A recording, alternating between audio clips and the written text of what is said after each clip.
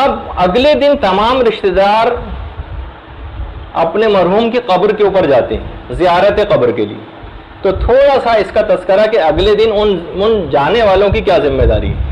بس ہم وہ ذمہ داری بیان کریں گے تھوڑی دیر میں، اور اس کے بعد پھر اس کی تفصیلات میں چلے جائیں گے.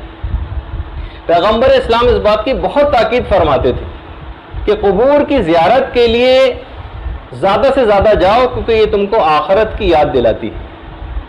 ان کو جا کر سلام کرو قبر کے مردوں کو، کیونکہ یہ تمہارے لیے درس عبرت کا باعث ہے.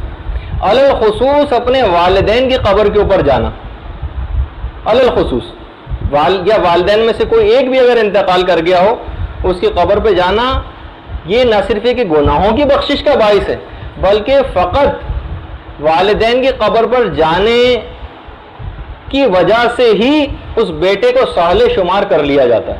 یہ نیک بیٹا ہے، یہ نیک بیٹی ہے، اس کو شمار خود بخود کر لیا جاتا ہے. یعنی صرف اور یہ ایک ایسی چیز نہیں کہ ہم گھر بیٹھ کے بھی بہت سارے نیک اعمال ان کے لیے کر سکتے ہیں، نہیں، اس کی الگ سے تاکید ہے کہ ان کی قبر کے اوپر جایا جائے. اور باقاعدہ جو دعا کسی جگہ جا کر قبول نہ ہو رہی ہو وہ اپنے والدین کی قبر پر جا کر دعا کی جائے. تو بہت ساری روایت میں اس کی بڑی تاکید آئی ہے، اور کہا یہ گیا ہے کہ والدین کی قبر پر جانے کی وجہ سے کیسی دعا کیوں نہ ہو وہ ضرور قبول ہو جاتی. اگر والدین ماشاءاللہ حیات ہوں تو اپنے دادا دادی نانا نانی کسی اور رشتہ دار کی قبر پہ وہاں جا کے وہ بھی سب بھی والدین شمار ہوتے ہیں. اچھا، چھٹے امام یہ بات بھی بیان کرتے ہیں، فرماتے ہیں کہ جو شخص بھی ہم سے نیکی پر قادر نہ ہو اسے چاہیے کہ وہ ہمارے محبوں اور موالیوں کے ساتھ نیکی سے پیش آئے. اسے بالکل وہی ثواب ملے گا جو ہمارے ساتھ نیکی کا ثواب. اچھا، پھر فرماتے ہیں چھٹے امام، جو ہماری زیارت کی قدرت نہ رکھتا ہو، بہت سے لوگوں کے وسائل نہیں ہوتے زیارت پہ جانے کے لیے، جو ہماری زیارت پہ قدرت نہ رکھتا ہو اسے چاہیے کہ وہ ہمارے نیک اور محبوں اور موالیوں کی زیارت کرے، ہم سے محبت کرنے والوں کی زیارت کرے، ان کی قبروں پر جائے. ہماری زیارت کا خود بخود اس کو ثواب حاصل ہو جائے گا. تو اگر کوئی شخص ائمہ کے روضوں کی زیارت کے وسائل نہیں رکھتا ہے تو اسے چاہیے کہ صالح مومنین کی قبور کی زیارت کرے، اسے وہی ثواب ملے گا امام فرماتے ہیں جو کہ ہمارے روزے کی زیارت کا ثواب.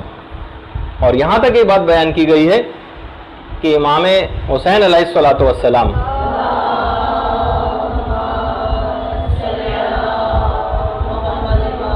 کہ امام عرش اعظم پر ہیں، لیکن ان کی نظر مبارک اپنی مجلس اعظم میں شریک لوگوں اور ان کی قبر کی زیارت کرنے والوں کے اوپر.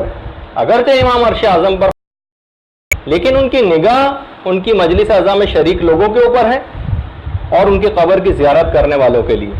اور شہید دست غیب تو یہاں تک کہتے تھے کہ اصل میں امام حسین اور اولاد زہرا کے قبور ان کے شیعوں کے دلوں میں، کہ ادھر ان کا نام آیا اور ادھر ان کی آنکھوں میں آنسو آ جاتے ہیں. اچھا، اب ایک سوال ایک راوی نے امام سے پوچھا اور یہ دماغ میں ایک سوال بھی اٹھتا ہے. محمد ابن مسلم چھٹے امام سے پوچھتے کہ مولا، جب ہم قبروں کی زیارت کے لیے جاتے ہیں تو کیا یہ جو مردے ہیں یہ اس سے باخبر ہوتے ہیں؟ کیا ان کو پتہ چلتا ہے کہ ہم ان کی زیارت کے لیے آئے ہوئے ہیں؟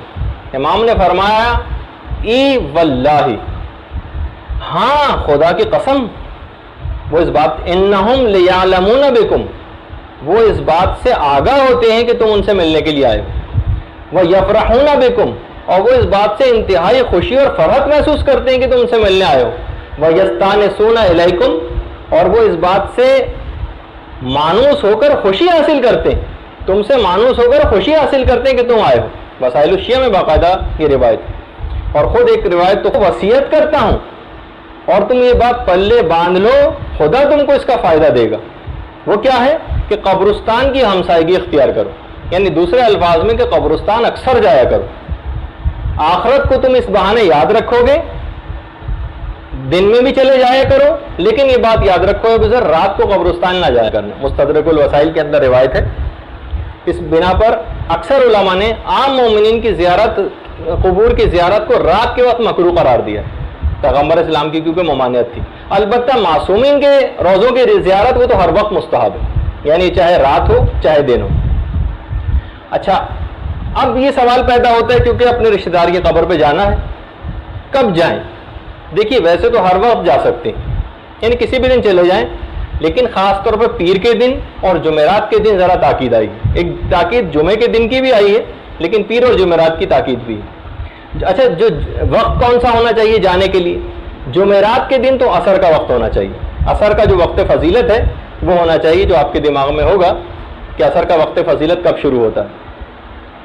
اور ہفتے کے دن بھی تاکید آئی ہے اور ہفتے کے دن صبح کے وقت جانے کی تاکید آئی ہے. باقاعدہ عروۃ الوثقیٰ کے اندر یہ مسئلہ لکھا ہوا ہے کہ ہفتے کے دن صبح کو جائے. اچھا کون لوگ جائیں؟ ہماری فقہ کے مطابق مرد اور عورتوں دونوں کے لیے قبرستان جانا مستحب ہے، دونوں کے لیے. البتہ عورتوں میں بس 2 احتیاطیں ہیں. ایک تو یہ ہے کہ وہ بے صبری کا مظاہرہ نہ کرے، اور صبر و تحمل کا اگر مظاہرہ کریں تو پھر عورتوں کے لیے جانے کی اجازت ہے. اور دوسری چیز یہ کہ اپنے پردے اور عفت کا مکمل خیال رکھتے ہوئے جائیں. اگر وہاں جا کے بے صبری کا مظاہرہ کر رہی ہیں اور اس قسم کے کلمات کہے جا رہے ہیں تو پھر عورتوں کے لیے مناسب نہیں کہ وہاں جائیں. لیکن بہرحال جس طریقے سے وہابیوں وغیرہ کا نظریہ ہے، ہماری فقہ کا یہ نظریہ نہیں ہے. عورتوں کے لیے بھی قبرستان جانا مستحب ہے اور مردوں کے لیے بھی. اچھا قبرستان جا کر کریں کیا؟ تو سب سے پہلی تو چیز یہ ہے کہ قبرستان میں جا کر مردوں کو سلام کریں. سلام کرنے کے بھی کئی طریقے روایات میں بیان ہوئے. السلام علی اہل الدیار من المؤمنین، یہ ایک سلام ہے جو کہ وہاں جا کر مردوں کو کیا جاتا ہے. سلام ہو اس سرزمین کے رہنے والے مومنین پر، خدا تم سے پہلے آنے والوں اور تمہارے بعد آنے والوں پر بھی رحمت نازل کرے، اور انشاءاللہ ہم بھی جلد تمہارے پاس پہنچنے والے ہیں. یعنی یہ جملہ جا کر ان کو مردوں کو مخاطب کر کے کہیں. یہ بھی عروہ کے اندر باقاعدہ یہ پورا سلام لکھا ہوا ہے کہ مردوں کو کس انداز میں جا کر سلام کریں.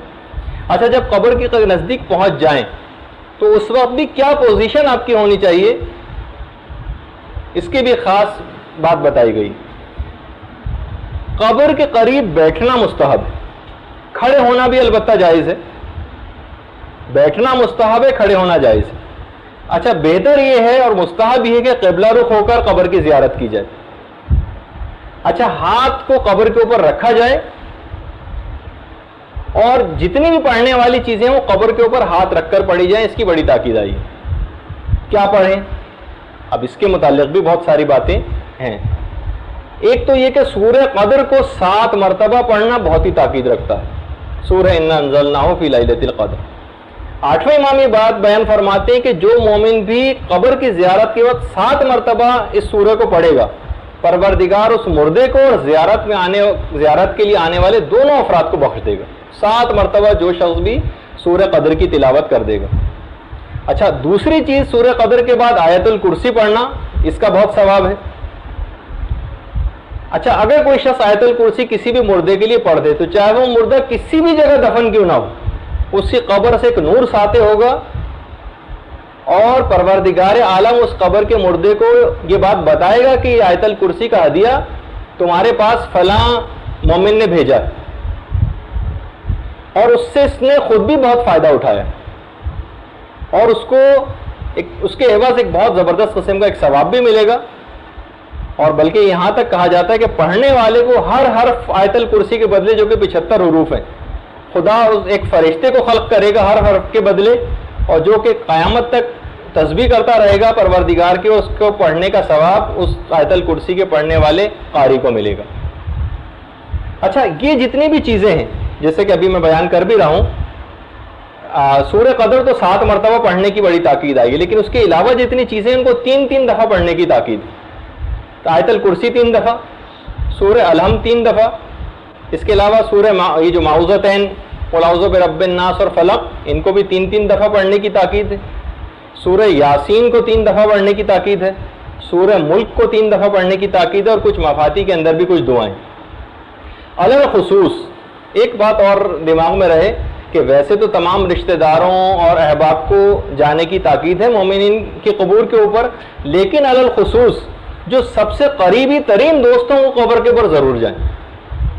روایت میں ہے پیغمبر اسلام کی، پیغمبر فرماتے ہیں کہ سب سے زیادہ انس مردے کو اپنے قریب ترین دوست کی موجودگی سے ہوتا ہے قبر پر.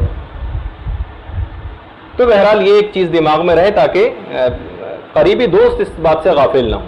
برحمتك يا أرحم الراحمين وصلى الله على محمد وآله